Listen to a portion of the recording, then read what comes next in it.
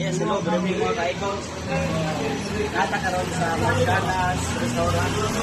One of our workers na Northern Bank Cebu sa Pilipinas. So, karon atong suwayan, napalit ang cashless payments na to. So, natay gipalit nga snacks ba? Available balance, wala pa isulod ang merchant partner na to. O zero pa. So muna itong QR code, cashless payment. So itong buhaton, mag-open ta sa itong account. Which is na ate available nga 3,150. So atong buhaton, arit.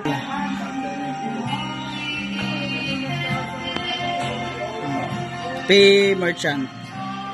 So pay merchant ta, atong i-scan ra ang QR code. Scan QR code, so na-detect siya ang merchant, partners ang merchant.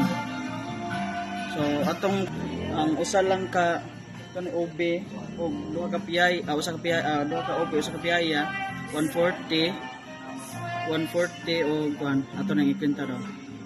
140 plus 75 ang PI ato 15. So atong tan-aw to 15. 215. So mabayaran tanan is 230 kay nay fee nga 30 ini amount ni siya no to 45 tanan. So atong batan zero pa ni. Zero pa siya na atong pay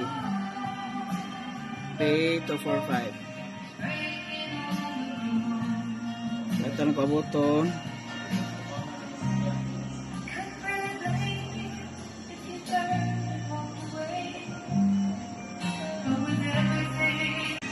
So atong tan-awon kung ato i-refresh kung naabot na ba. Okay, so naabot yung available ang balance or atong gipalit sa Marcianas na 215. So atong gipalit kaning duha ka OB, duha ni og usa ka PI kani. So 15 tanan.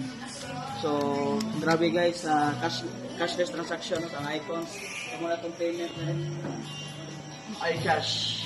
Icon Cash. So, scan na tabi ito record. Bukawon tabi rin ka rin. Paman yung restaurant. So, natin ang kapagkaon din rin. So, mana po ito panihapon. Is na ako na itong ipalit.